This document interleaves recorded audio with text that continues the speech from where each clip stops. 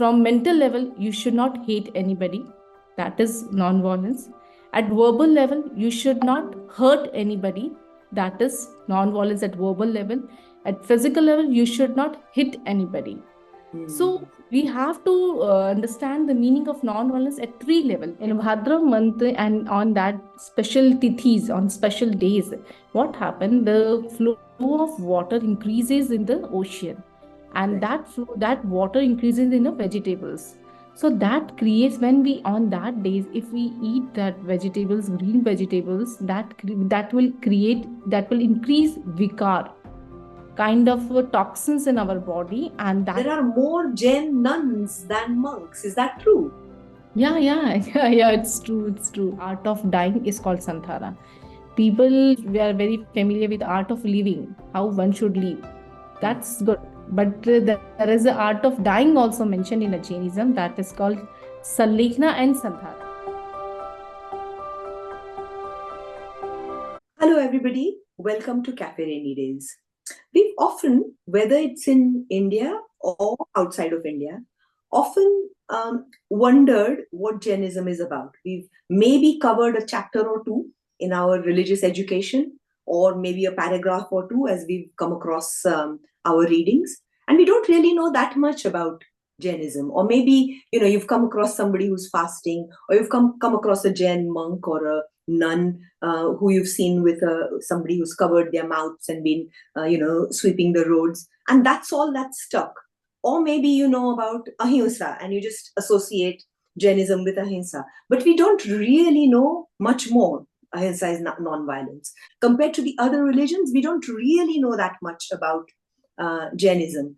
And it would be wonderful to know more. We are at the right place today and with the right guest today. We are so honored to have Samaniji Amal Pragya ji. Namaste. Vandami Namansami. Yeah. She's an associate professor in the Jain Vishwabharati Institute. Jain Vishwabharati Institute. So lovely to have you here.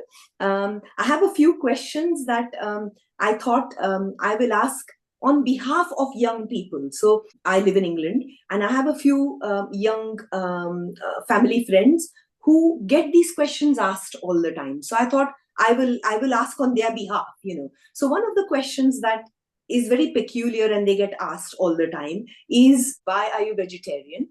And even if you're a vegetarian, we understand you're a vegetarian. Why don't you even like to eat root vegetables? Usually in Jain religion, people are not eating root vegetables, and the reason behind it, because there are two kind of vegetables. That is sadharan vanaspati, because I'm using a technical word, sadharan vanaspati and pratyek vanaspati.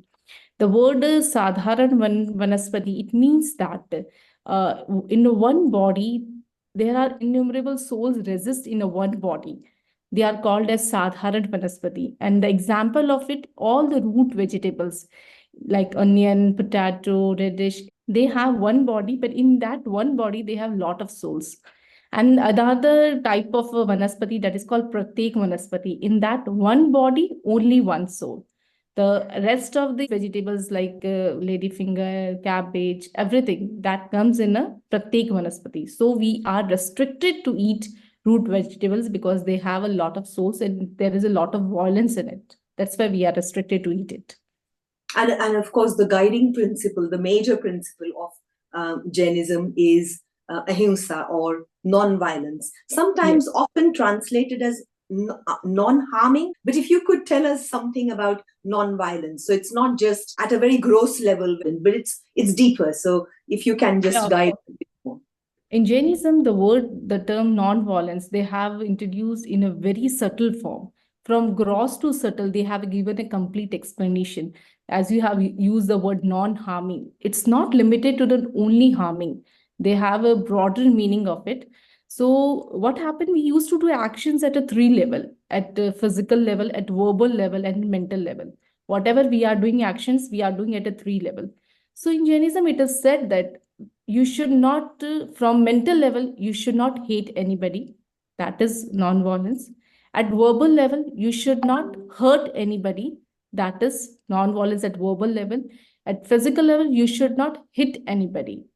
So we have to understand the meaning of non-violence at three level. At physically, if you are not harming, then it's not, it's just a part of non-violence, but it is not complete non-violence.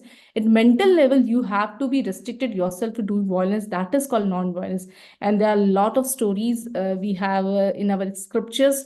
I think you have heard the name of King Prasanna Chandra. He have crossed the level of physical to verbal, verbal to mental, and how he have done violence. He was doing violence, and he just shifted from violence to non-violence. Once what happened, he was a very famous king and he was having everything. Sometimes a thought come in our mind and he just renounced everything, and he have taken initiation. His son was child at a child level, and then he have given all the responsibility of his kingdom to his minister, and he told him that when he will become young, just give everything to him and he will rule my kingdom. Then he have taken just initiation and he was doing meditating. Once what happened, he on the under a big tree, he was meditating at one leg. And one king, Raja Shrenik, you have heard the name, he's very famous king in Jainism, and there are a lot of stories related to King Shrenik. King Shrenik was crossing that tree and he saw that the person who is meditating on a one leg, and he was so impressed by him, and just he go to Lord Mahabir and ask him, there is a one person who is standing on one leg and he is doing meditating. Just I want to ask, when he will just, if he will die at this moment, where will he go? The Lord Mahabir said that he will go to hell. He was not able to realize how he is saying that this person who is meditating and he will go to hell. Then Lord Mahavir said that he is doing a lot of violence at his mental level. And he was mentally at mental level. So he was standing on a one leg, and mental level he was doing war with his that minister, that I trusted you lot and you have did to my son this bala bala. He was just, then that's why Lord Mahavir said he will go to hell. And immediately a thought came in his mind, and he said, oh, what I'm doing? I'm a monk. I should not do this kind of violence. And immediately he shifted his mind, and just purity increases. And he was so neutral and have a very Maitri Bhavana to that minister. And then Lord Mahavir said, if he will die at this moment, he will go to liberation. So this drastic change, and only a person can himself know, judge that whether I'm doing violence or not. So it comes back to being aware continuously of what you're thinking, what you're doing. Awareness. That is a one word used in Jainism, that is called bhava kriya. Whatever you are doing, you have to do with awareness. Whatever action, be physical, mental, and verbal, your action you're doing, you should do with awareness. So one of the places that I was reading about and listening to about Jainism as to why it didn't spread that much is that as monks and nuns, you guys would also not use any transport, and so you wouldn't reach from one place to another quickly, and so you couldn't obviously spread the knowledge of Jainism so far and wide as other religions. But then also means slowing down, right? Awareness also comes with slowing down, and you are saying it the right thing. Actually, what happened, there is there is a limitation for monks and nuns. That's good, because they have a limited area. They cannot use any transportation, so they are limited to their areas. But at that moment, the Shravakas, they were also following the Bara Vratas, and they have a limitation of areas, that all the directions they should not move, because in Bara Vrat, they once person start following Bara Vrat, then so they used to keep some limitations. After that, the Jain Acharyas realized that. Samaniji, who is a Shravaka and what is the Bharavana? Okay, they are the lay followers. Every person cannot take a diksha. So while living at their home, they can follow some rules and some vows. So they are called Shravakas, lay followers. So after that few years, Jain Acharyas realized that if we will follow this kind of tradition, so our religion will die in our place only. We will not be able to reach everywhere. Today we are seeing a different form, because lay followers also are going, and even in we can see that Acharya Tulsi, the ninth Acharya of Therapant, he started this Saman Shreni. So as I'm a member of Saman Shreni, that's why he has started this Shreni, so that we can go beyond the limitations, like beyond the boundaries Jain religion, we have a teachings we can spread everywhere. So this same young friend of mine had another question, and I thought it's really interesting. His name is Rohan Sanghvi, and the question he had is that when your major sort of guiding force in life as a Jain is non-violence, as a householder and as you're taking up jobs, be it maybe you're a banker or maybe you're a businessman or whatever you are, there's always competition. And just in day-to-day dealings in your profession, you're thinking, I hope this client gives me more money, or I hope my competitor doesn't do as well as I do. So even at that level, sort of wishing not well for this other person. So he has asked me to ask you, how do you deal with this one? And are there any ideal professions that as a Jain you should follow? Are there any guiding principles like that? When we say Jainism, they are giving more stress, or their peculiar concept is non-violence. That doesn't mean that we are restricting any person to do anything. Competition is good for life, and in competition, it doesn't mean that you are hurting anybody. If you are doing jealousy, if you are doing in that manner, that is really harmful for you also. It's not from Jainism point of view. When you are doing jealous, you're jealous with anybody, you are not using your energy in a proper level, if you whether you are Jain or not non-Jain. When we say that we should follow non-violence, it doesn't mean that we should not do competition. We should do healthy competition. I can say that there are a lot of ideal examples. I have met those person who are. Well, I can say they have attained a very high level of success in their life, and with their all honest ways. They have not even used a single wrong method in their life.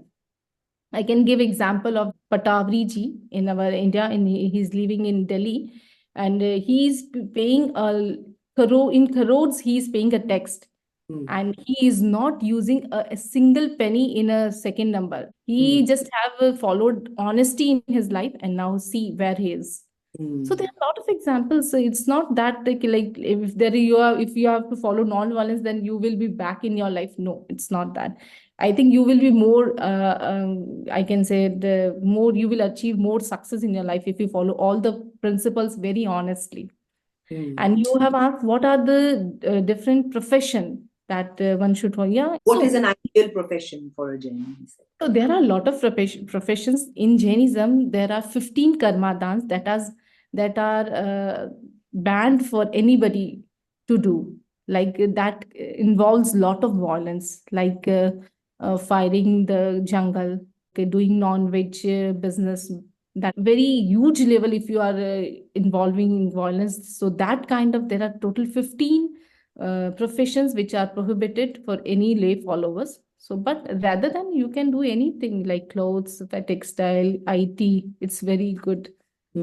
So really anything other than those 15, and I'm sure people who are interested can Google it or you can do 15 karmadan, you can get all the things. So this should have been the first question. What is the meaning of Jain?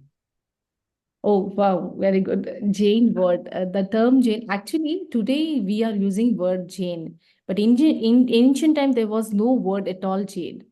That time, the word was Arhat Dharma, Vratya Dharma, Nirgranth Dharma. So the root word or the etymological meaning of Jain is it comes from a root word that is called Jim. Jim. It's a dhatu Jim. It means Jai. Jai means to conquer. So the person who conquers his attachment and aversion, he will called as a Jin. And the person who will follow the path of Jin, they will called as Jain. It comes from Jim Dhatu. Jim means to conquer. Jai, Jim Jai, that is means to conquer. The person who conquers his attachment and aversion, he will called as a Jin. And aversion. Okay. So Yeah. you shouldn't be, so really as a Jain, you shouldn't be attached to anything, and you shouldn't say, oh, Just make me more clear. Jin, the word Jin is the person who have conquered his attachment and aversion. That he will call as a Jin. That is Jin Bhagavan. We are following the path of Jin. Right. That's why we are Jain. So we are on the path. We have not completely achieved our goal. We are on the path. So the one who follow the path of Jin, he will call as a Jain. Our goal is to become Jin. Our goal is to become Jin. Yeah. So another thing, as I was reading, and is that Jainism doesn't believe in a god if you compare it to other religions like Hinduism have Devis and all these devatas. The people you pray to are the Kirtankaras. So what is the belief system, and would it still mean that the Tirthankaras can help us fulfill our wishes or guide us to the right path? First, we should understand the difference between Jin and Tirthankar. There are two terms, Jin and Tirthankar. So there is a bit difference because Jin, they have conquered their all attachment and aversion, and Tirthankar also they have conquered all their attachment and aversion. But Tirthankar are more special than Jin. Why? Because they establish a four teeth. There are only 24 Tirthankaras, because so the Jin who establishes teeth, he will called as a Tirthankar. The Jin who establishes teeth, that is a congregation of monks, nuns, lay follower, male and female. So four teeth are there. Sadhu, Sadhvi, Shravak, Shravika, the four teeth. So the Jin who establishes teeth, he will called as a Tirthankar. So there are only 24 Tirthankars. And there are a lot of Jin. Lot of Jin. What does the meaning of Kirt itself mean? I know you said these four. Yeah. Teeth means a kind of pillar. Okay. There are the four pillars on which Jainism stands. Right. So now you ask me that Jainism doesn't believe in any kind of creator. In different philosophy, we used to see that there is a one God who create this world. If you want wealth, then you play to Rakshmi. If you want there are a lot of devis and devtas for fulfilling their different needs. But in Jainism, we don't believe in God first. We don't believe in God. According to Jainism, the God is only Siddha Bhagwan. The person who have attained the moksha, they are the God of Jainism. If we are praying anything, if God give me money, so Siddha Bhagwan will not give you any money. So what happens? The person cannot do pray in Jainism? Oh, of course they can do pray. And their pray will also fulfill, but it will fulfill on the basis of their karma philosophy. Right. So according to them, there is not a particular Devi and Devtas they will fulfill. If you are praying anything from your deep heart and with the purity, so it will definitely fulfill at the passage of time that your need will fulfill. But it will depend on your karma. Because they always believe in a very strong faith in a karma philosophy. So if you will do good with anybody, you will definitely get good things in your life. And if you are doing bad thing and you are expecting good thing in your life, it's difficult to get it. With karma, for Jainism, you actually get, like, there's a physical attachment that actually comes and attaches to you, isn't it? That explain a bit about karma. It would be one. Actually, karma philosophy is a very vast philosophy. I'm just explaining because every concept needs a lot of time. But I'm just touching the only words I can say. So in a karma philosophy, what happens? They believe in that there are karmic particles. When you are doing any activity, so that particles comes to your soul is attracting that particles. And that particle, it's not only a particles, they have even a capacity to give its result. Like for example, I'm hating anybody. I'm hating anybody. At that, I'm doing any action. So my soul is attracting the karmic particles, and they are just attaching to my soul. So after that few years, a few months, a few days, it will give its fruition. So if I have did wrong, if I was hating, then when I will get the fruition? I will get something like kind of that thing. So a person will hate me. I will get something bad kind of emotion. I will suffer from something. So that different kind of fruition I will get after a period of time. It's two-way. Karmic particles, it's two-way. You are attracting the karmic particles also, and you will get its fruition also. After it's like there is a very systematic philosophy, but it will take a lot of time. So I don't want to touch it. Yes. Yeah. It may be an opportune time to jump into the idea of karma goes across a few of our dharmic religions, right? So the Buddhists believe in karma, Hindus believe in karma, and so do the Jains.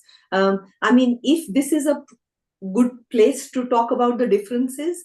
The thing is, the word karma is used in almost in every philosophy, whether it is Buddhism, Hinduism, Jainism, even in Vedanta philosophy also, even Mimamsa, Nyaya, in every philosophy, they have used the word karma. But the meaning and explanation of it's somehow different in every philosophy. If I take the philosophy of Buddhism, because it's completely different philosophy, because they believe in momentariness, Kshanikavad. Everything just exists for a moment, then it dies, and then another moment comes, and that moment gives shifted everything to the next moment, and that moment stayed for a one moment, and then likewise there's a chain going on that is called momentariness. So for them, karmic particles, they don't believe is karma as a karmic particles. Karma is means just a thing that you are transferring from one moment to next moment. That's it. That they called as a, like, there are five skand they have used in their philosophy. So in form of a vasana, that one moment transfer everything to the next moment, and that next moment transfer everything to the next moment. Right. That's So the thing. that Yeah. even karma is momentary. So it just gets passed from one Yeah, moment. yeah. So that's it. And in Hinduism, karma means action. Like your actions, you whatever karma kiye ja, phal ki ichha mat kar. So they don't believe in that karmic particles That attach is come. a physical So particle that comes and attached. yeah. So they are not believing in that. The karma, they have used the word karma, but the karma is in form of action. But in Right. Jainism, its karma is complete a philosophy. Karma, in Jainism, karma is used for two words. For action also they have used word karma. But when we are talking about karma theory, then there is a complete different thing. That is a physical material particles that used to attach the soul, and that gives a result. In Mimamsa philosophy, the word karma, they have used the karma, but that karma is used for giving a motion to anything.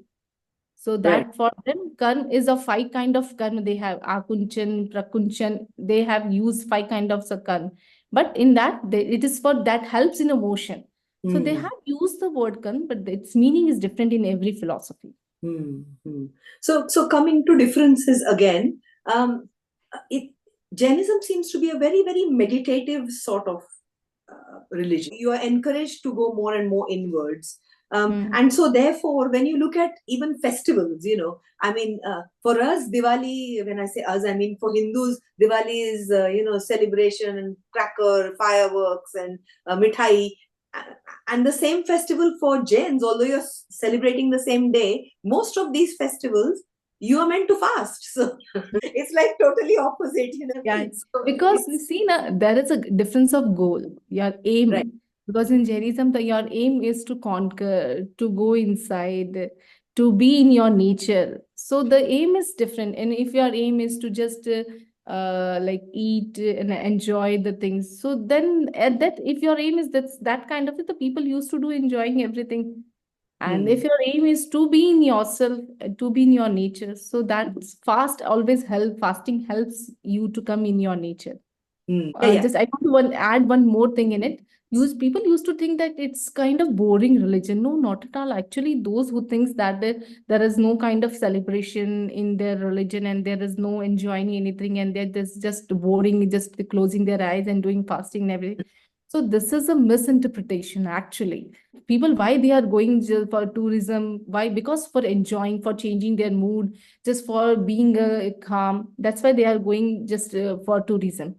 In Jainism, when we say that we should do fasting, we should do meditation, when the person who just meditate for 5 minutes, 10 minutes, he will experience that kind of bliss.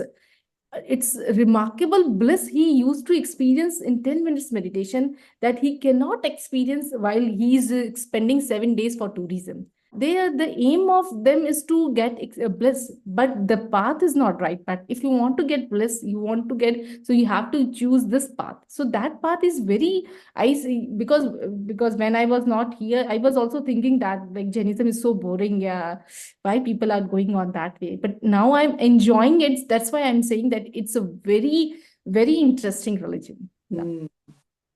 Now that we are on to you, I had said to Samaniji that will you tell us your story? But before I say that, I'm just struck by every Samaniji that I've met. I haven't met many, but I've met at least five. And there is this, one of these Christian saints had said that a sad nun is a bad nun. And in your case, none of you are sad. You're always smiling. It's just such a pleasure to meet all of you, which is, just an observation. And now if we can come on to your story, how did you decide to become a nun? And didn't your parents say, no, don't become a nun? Or, how did it all, when did it click? And how did it click? Actually, I was in a ninth standard. At that young age, I was so beautiful. So people used to every time just saying that she's so beautiful, your daughter is so beautiful. And I was just getting irritation. Why every time saying the same thing? And people used to click a chick, and you just touching my chicks. And I was not, I was just kind of hating everything. So I thought that I will not choose this life as my mother is living. Like he's spending, he's married, she's. I was living in joint family, so I have a lot of members in my family, and our family is so big. So every day new guests were also coming. So every day I was just thinking, I will not choose this life as my mother have chosen, and I will not marry. That only thought was in my mind. And in ninth standard, I decided that there is a one option that if I will not do marriage, then I can take this path. So I asked my father that I want to take Diksha. My father thought that she is just small and she doesn't know what is Diksha. It's not a simple thing as she is thinking. It's a very tough path. And just he told me, okay, we will think just to study, complete your study, we will think, we will think. And I was living, actually, I was not living with my father. My father was living in a different town because he was taking care of my grandfather's business. He just, when he passed away, then my father was taking care of his business, and I was living with my uncle and my grandmother. My uncle was very strict, and when I said that I want to go in Sansthan, I want to take Diksha, he just scolded me a lot. How can you think? I will not at all allowed you that you should go any that path.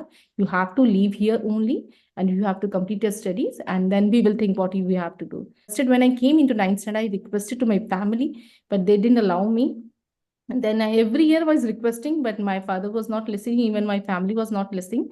And after completion of my 12th, I just had a big fight. You can't even, because I was so kind of shy in nature. I was not even able to have that kind of courage that I can speak to my uncle because he was so strict. I was not that, I didn't have that courage to speak in front of him.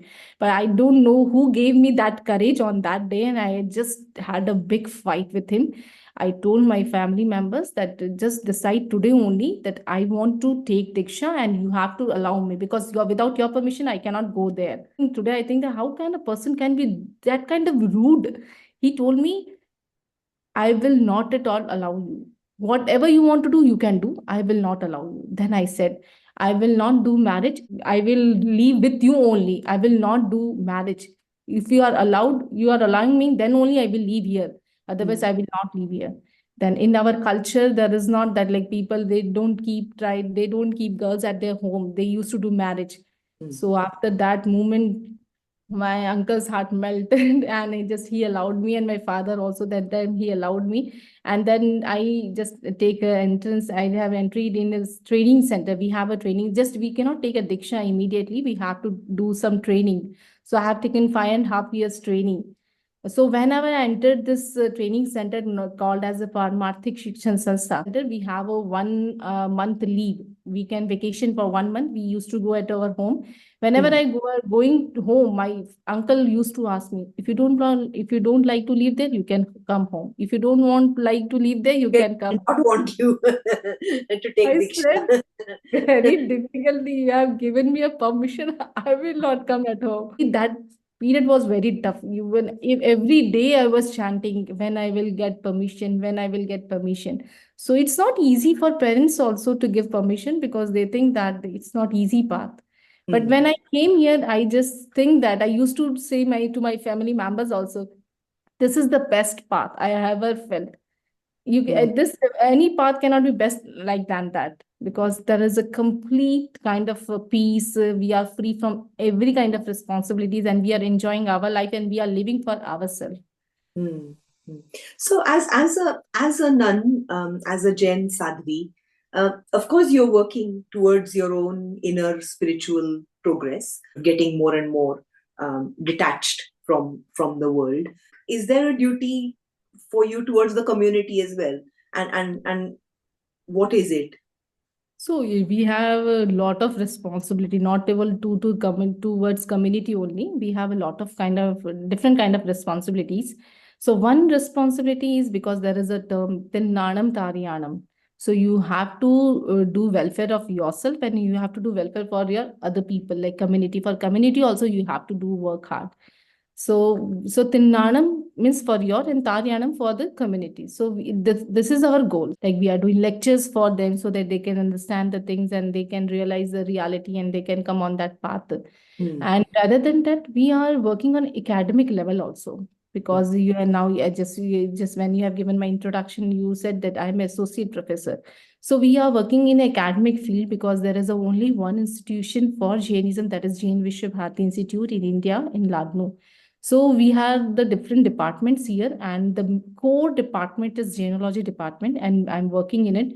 And we are doing research work. It's not we are just giving a religious lectures, just one should follow this. No, we are giving a logical answers to the things how Jainism can change the life. So we are doing research. My research topic was impact of Presha meditation and dispositional forgiveness. There was one research. Impact of Presha meditation on alpha waves, how alpha waves we can develop it, and like beta theta, what are the uses and how we can come over it and we can increase the level of alpha waves. So there are different kind of research. We are writing research paper, and we are attending the different conferences. I'm going to attend one conference in Hawaii in 2025 in January. So there are one kind of academic community, and then for personal also we have our responsibility. For our Sangh also we have to do, like we have to preserving our manuscripts. We are working on it, how we can preserve the manuscripts. So that are the different things. And seva for our community members, we have a responsibility.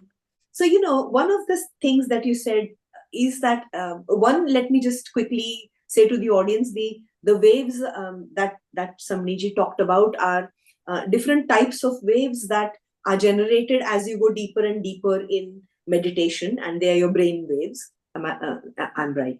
Yeah. So that's the research that they are doing.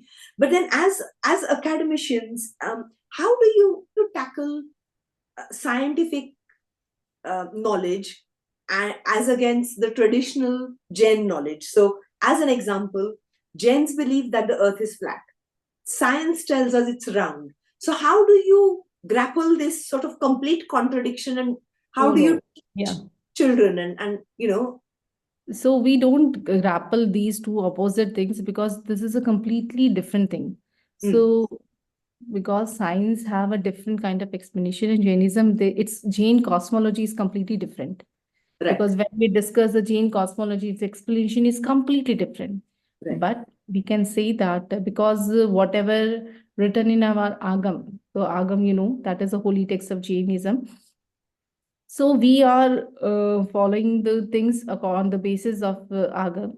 And in current science, we say that its cosmology is different. So we just never do comparison that this is right, this is wrong. No, from their perspective, they are right, because whatever we have believing, we are believing on the basis of Jinn, because for Jinn, the person who have only seen, they have a complete knowledge and they have written the things, and on that basis we are thinking. So today we are not knowing that the cosmology is, because from our naked eyes we cannot see that there is a three world, upper lok, middle lok, lower lok, whatever Jainism have explanation of cosmology. So because from naked eyes we cannot see that, but we are believing, because there are a lot of things which we are not existing today, but that is written in it, and they are coming true in today's life. So, but we are just saying that a time will come, so maybe scientists can reach there and they can come to that reality. See, this sort of attitude is exactly why Jainism is called as the religion of peace. And what struck me also is this concept of Anekantavaad. Is that what's called? Anekantavaad. It's Anekantavaad. Anekantavaad, which basically means that every perspective is true, I think. I think it's just such an important principle. This is a very important. Actually, it's not for conceptual basis, it's an important principle, but at a practical basis also, it's a very relevant principle, I can say. Because Anekantavaad, as you said, that every person is correct from their own perspective. I can explain it from one example.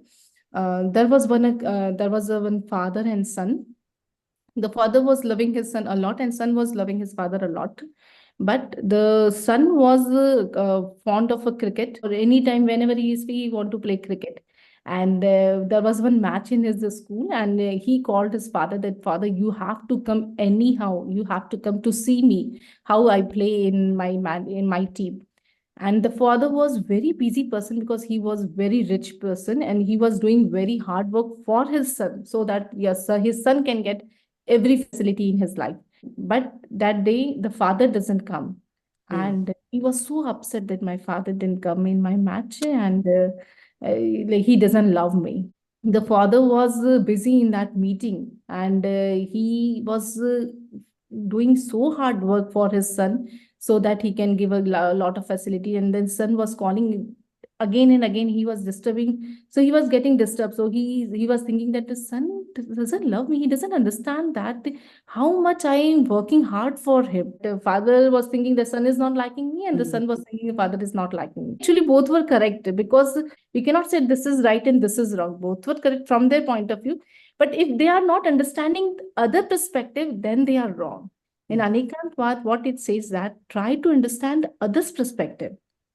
If you will understand others' perspective, then you will not be in a pain in your life. Why person are getting pain and why they are suffering from their different things? Because they are thinking that we are only the right. What we are thinking, this is only right. If my father scolded me, that my father is a bad person. And father is thinking, if I will not scold, he will not be in a discipline. So I should scold him. And in today's world, wish everybody thought like that, and there just wouldn't be any conflict. I said that's probably why Jains are called the most peaceful people. We were listening to this completely changing topic. We were watching this program on TV a few years ago, and this peaceful and this non-violent thing is so imbibed in every younger child as well in Jain families, that this presenter was asking this Jain child, so what happens if you see a mosquito and it's trying to bite you? And she was so gentle about it. She said, I just do shoo, shoo. But then, Yeah. like I was saying in the introduction, that when you think of Jainism as an outsider, we sort of equate it straight away as non-violence. But I know that there are other guiding principles like Satya, Yeah. Aparigraha. If you could talk a bit about that as well. If we say the relevance of Jainism in today's world, we used to say there are three main principles, 3A, which are increasing the relevance of Jainism in modern era. The first we have discussed ahimsa, that is non-violence. That is second one is anekantavad, that is we have discussed, and third one is aparigraha. So non-possessiveness. So non-possessiveness also a very important principle of Jainism. In non-possession, we used to say that we should not keep the collecting the things whether you are needed or not. You are just trying to just for attraction. You are liking the things and you are collecting the things. So that is possession. And after that, they have given a more deep explanation of non-possession. That is aparigraha. It's not just a collection. If you are having attachment to your collection, that is actually parigraha. So if you have only a 4 pence, and then also if you have attachment towards it, that is a parigraha. A parigraha. We should not have an attachment to all the possessions we have. Whatever we have just to live this life. We have like a room, bed, things to eat, everything. We have possession, this kind of possession, just to live this life. But if we are getting attached to it, then it's creating a problem. And rather than these three principles, there are non-stealing. There are 5 main principles, and that is non-violence. Then another one is truth. We should speak truth as much as we can. And the third one is non-stealing. We should not, it's not like we are doing a big thief if we are stealing big things. If you are small things, you are taking other person's thing, and without asking them if you are taking, that is also a kind of stealing. So sometimes when people ask, there are very tough principles in Jainism. So how can be a simple thing so that every person can follow? So it is said that it's not compulsory for you that you should follow it completely at first level. we should try at a small, we should take a small steps. So that's why it is said that first you should try to avoid the unnecessary things, unnecessary violence, unnecessary lie, unnecessary stealing that is not needed in your life. First, you should avoid that. After that, whatever is necessary, think that how much it is necessary. So second step, and then third step, it's necessary, do it. And then fourth step, even necessary things you have to avoid. So step by step, you should move ahead. Is that where this concept of during Paryushan, your fasting period, people who are fasting completely, of course, they completely give up food and drink. But then Yeah. who are not fasting, they sort of limit themselves. I mean, I've been Yes. very lucky that I have such a good friend and I've seen her fast. I've been to the local Derasar. So if you can give us the importance of that time frame of Paryushan, and also, I know that there are certain rules and regulations around what sort of grains you're allowed, what vegetables you're allowed. If you can just talk us through and the logic behind it. Yeah. Actually, Paryushan period, there are 8 days we used to celebrate. The main day is the Samvatsari, the last day of Paryushan. That was the main day. But 7 days are for the preparation of that day, so that on that day we can have a complete fasting and we can have in ourselves. People sometimes misunderstand the things that they are forcing to do fasting. No, not at all. Nobody is forcing anybody to do fast. It's on your choice, on your capacity of your body. If you cannot do fast, try to limit the things. That is called anovrat. Vrat you can keep, small vows you can keep on that day. So in a Paryushan, like there a whole year, we are involving a lot of things in violence, in we are attracting the karmas and everything we are doing in a whole year. So that's why they have kept a few days so that we can detach from that all the worldly things and we can come to ourselves. That's why they have taken that 8 days. And on that days, that is specialty of that days, and you know what? So we are not used to take green vegetables because what happened on that, because it that comes in the month of Bhadra, in Indian months that is called Bhadra month. In Bhadra month and on that special tithis, on special days, what happened? The flow of water increases in the ocean, and that flow, that water increases in the vegetables. On that days, if we eat that vegetables, green vegetables, that will increase vikar, kind of toxins in our body, and that will distort us from our main aim. That's why it's restricted to eat green vegetables. And if we will do fasting, then you are not eating anything. And if you do fast, then it increases the level of spirituality in yourself. And it's not only fasting. You have to do things, meditation, kind of study, swadhyay, everything all together. There must be some day so that we can come in ourselves. So that's why they have kept that day preserved for yourself. And is that particular time frame particularly beneficial? So that period is very favorable for doing fasting, because after that it's cold and then it's summer. So that period is a very favorable for doing fasting, any kind of, because at that time, in India, people used to do 1 month fasting, 2 month fasting, Savan Bhadra. So that days are very convenient to do. Anybody can fast, anybody can do fast. So those days are, yeah, very favorable for doing fasting. One of the other things, as a religion, you've been forerunners. So when maybe the Western world didn't even know of these microorganisms in the air, all these sort of old saints and almost scientists already knew that there are these microorganisms, and so you should protect yourself, that you're not sort of them, etc. And then the other thing is, like we talked right now, that how there'll be an increase in these vegetables of water, and so it'll sort of and similarly, the other thing that I read about was that there are more Jain nuns than monks. Is that true? Yeah, yeah, it's true, it's true. Wow. So there's no differentiation between, full equality between men and women. And so another thing that I wanted to ask you, does every living thing have the capacity of moksha at some stage? Yes, because we have five sense of being, one sense to five sense beings. So every single being have a capacity to become, to get liberation. So can you talk us through this 1 sense to 5 sense? I find it fascinating. There are two kind of beings. There are two kinds of tattvas, jeev and ajeev, just living and non-living. So in living, we have five kinds of living beings. One sense being, those who have only one sense, that is touch. So there are a lot of small microorganisms. They all comes in a. There are five kinds of one sense being. That is the Prithvi Kai, the beings of soil. Then Up Kai, the beings of water bodied beings. Then Tejas Kai, fire bodied beings. Then Prithvi Kai, Up Kai, Tejas Kai, Vayu Kai. Vayu Kai is air bodied beings, and Vanaspati Kai, vegetables. So Mm. these are the one sense being. Then comes two sense beings. So they have two senses: touch and then taste. Mm. And then comes three senses, who have three kind of senses. So then touch, taste, and they have a smell. Mm. And the four senses be touch, taste, smell, and they have a eyesight. And the five: touch, taste, smell, eyesight, and then hearing power. So these are the five. We comes in a five sense body. Even in five sense being also, there are two kind category. One who have a man, that is mind, and those who don't have mind. That is Mm. called as Sangi and Asangi. The Sangi, those who have a mind, and Asangi, those who don't have a mind. So in elephant, we say the elephant are both kind of. They can be Sangi and Asangi also. But the Oh. female elephant can always be Sangi. She will always have a mind. So there are different in this way there are different beings are divided in this kind of categories.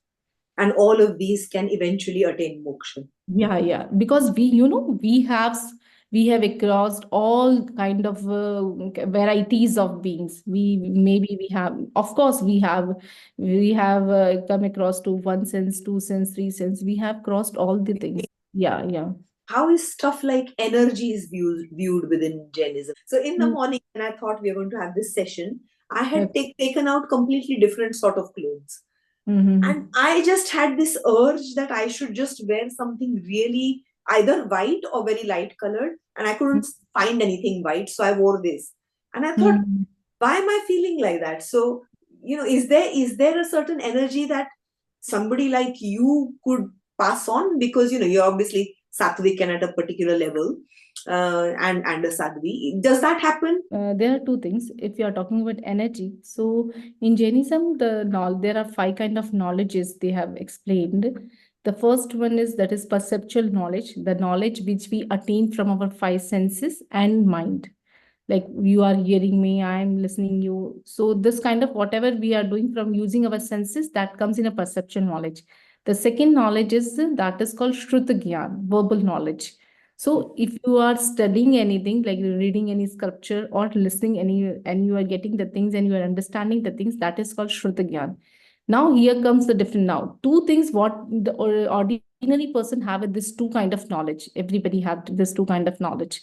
Then comes the different advanced kind of knowledge, that is Avdhi Gyan, the third knowledge, that is clairvoyance.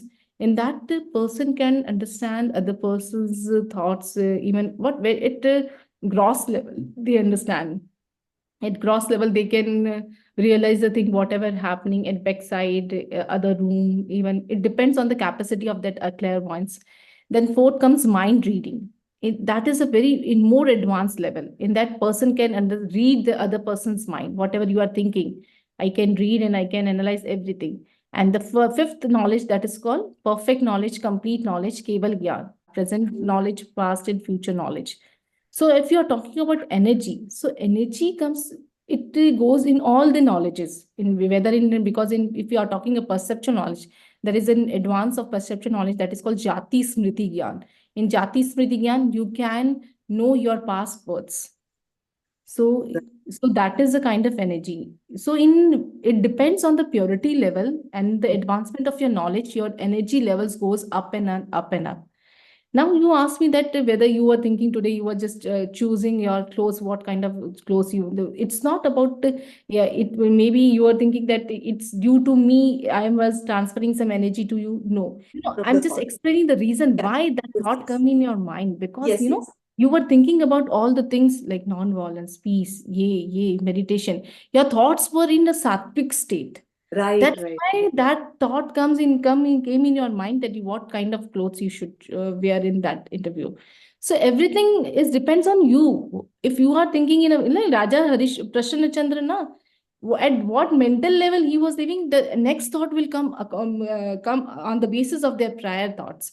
So all maybe 2 3 days you were thinking about, you were reading, studying, doing research, so that Yeah. your level will be on that would at sattvic stage, so that thought can come. So does that mean that white is the most sort of pure Yeah, color?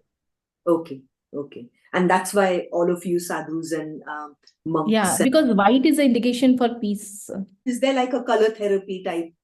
Yeah, we have a color therapy because we, in a Priksha meditation, we have a Leshya Dhyan, color meditation.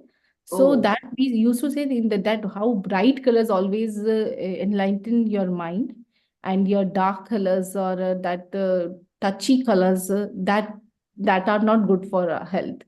So oh, one should avoid the dark colors, like dark in the sense the colors which are not so soothing to our eyes. Actually, it's a very subjective. It depends on this person, their problem, their disease, everything all together we decide the color. hmm, So there are a lot of colors. Color meditation therapy are prescribed for different kind of diseases also.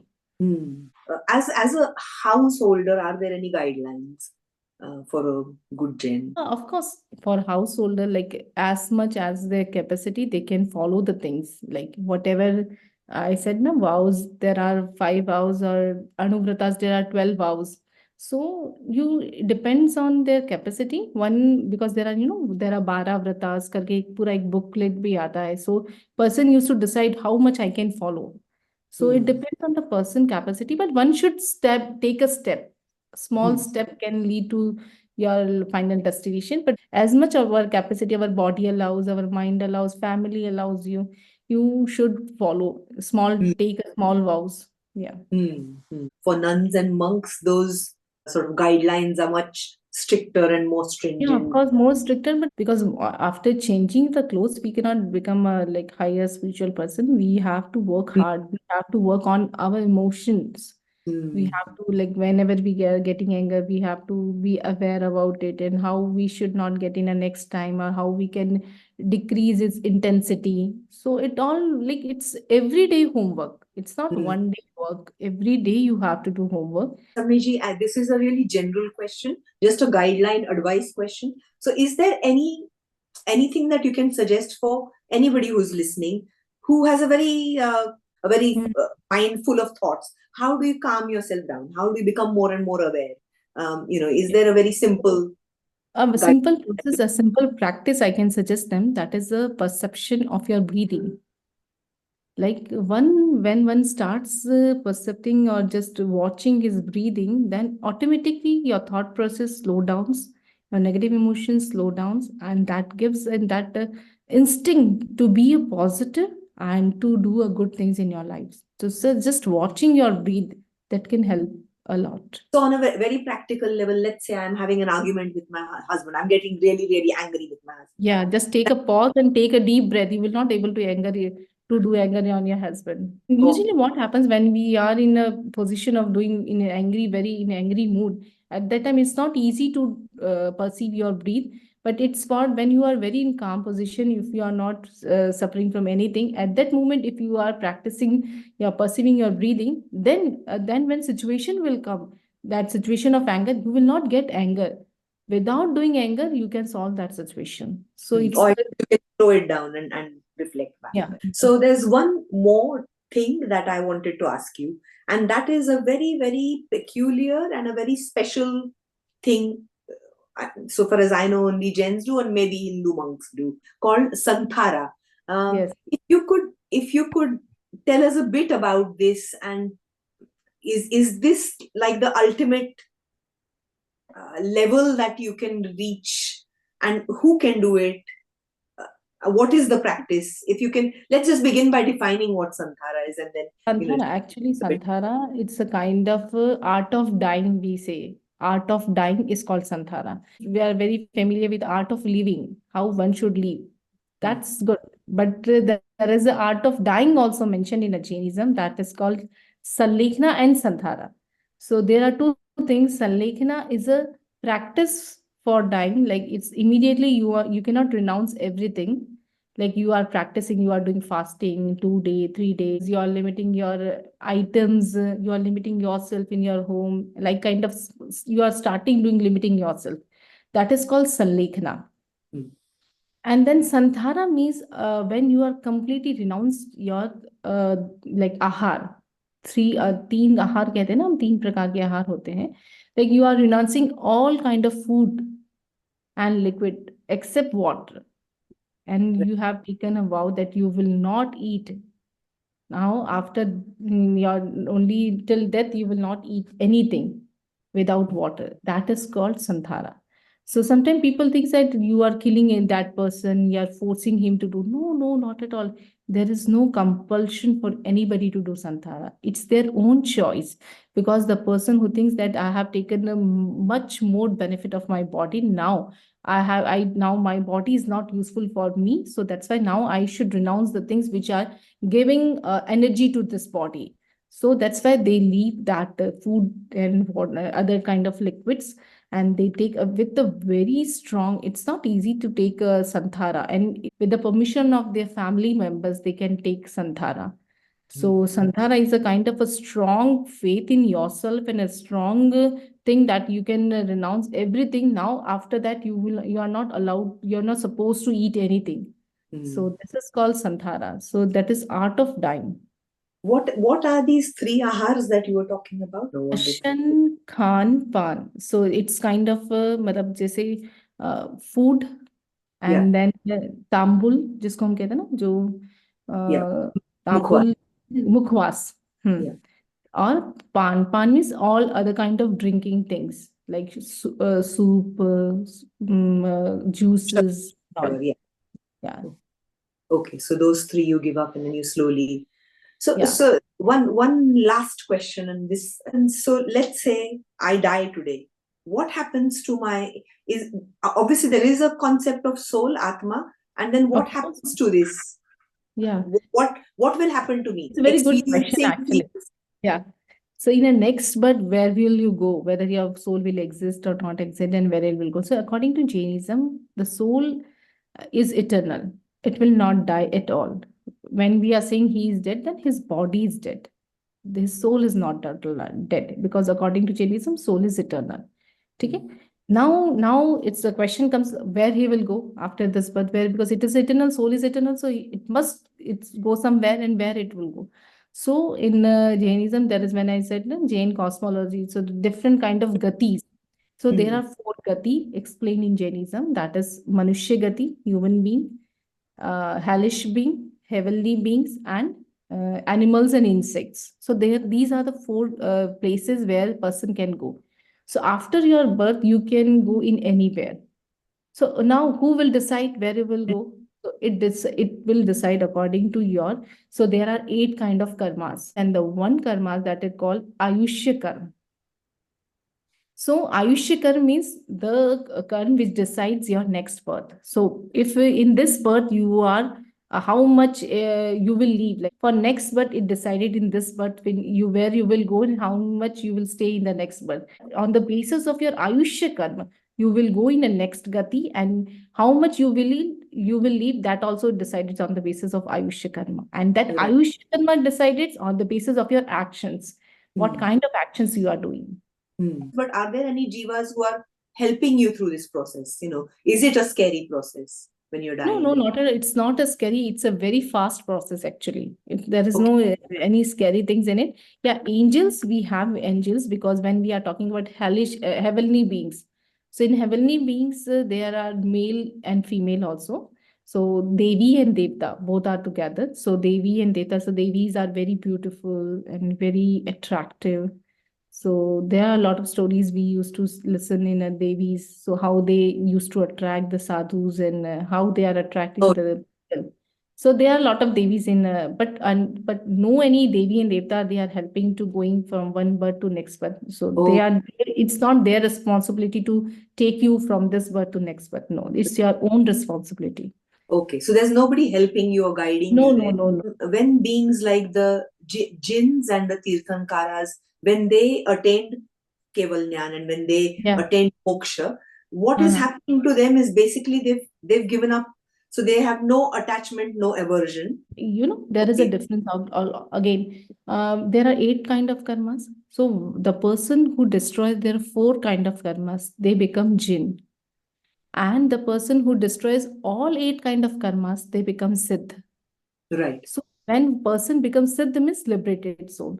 The person when becomes a liberated soul, so now he will not take again birth. They are not having a body. Their soul is living there, and on Siddha Shila they are living and living with now they are in their own nature, infinite knowledge, infinite bliss. So the Siddhas won't take another No, birth. no. Once The- a person becomes siddh, they don't take any birth. So and is that the aim for every living person? Yes, for every living person, it's our aim. And then nothing happens to the Siddhas further on. That's it. That's the. No. And the main mantra of Jainism, that's a Navkar mantra. I've heard of it. Yes. Yeah. So there is the first line for Navkar mantra is Namo Arhantanam. Arhantanam means the Arihant Bhagwan, those who have attained those who have destroyed their 4 karmas. Jin Bhagwan, I can say. So we are bowing down to Arhat Bhagwan. And the second one is Namo Siddhanam, those who have attained the moksha. So sometimes a question usually people used to ask us why the person is more like the person who have destroyed the 8 karmas, he is more superior than the person who have destroyed the 4 karmas. But why you are going down the person at the first level, that is those who have just destroyed their 4 karmas, and you are saluting him at the first stanza, that is Namo Arihantana. The main reason for this, because the person who have become Siddh, they are not showing us any path, because they are not coming on the earth and they are not showing us path. Person who have destroyed their 4 karmas, they are showing us a path that you should follow this path so that you can become Siddh. That's why we are going down to Arihantas first, and then we are going down to Siddhas. Yeah, very logical. I think this is a good place to end. Thank you so much. It was such a pleasure. And Thank you so much. I seeking your blessings, Shamniji. And you are doing a very good job, because you are creating a platform so that person can come and they can share their things and other person can take benefit from it. So you are doing a very good job. Thank you. Hopefully, people will benefit. But I'll again end with the fact that it's such a lovely, smiley, and such an encouraging face, and it's such a privilege, to be able to talk to you one to one like this. So I only have my friend Minal Shangvi to thank that she introduced me to another Shamniji, and then Shamniji And introduced. I should also thank to Samani Vishwabharati ji. Yes. He has given Yes. me the chance to share my thoughts with you. Yes. So, Yes. No, but yeah. बहुत मजा आया. Thank you.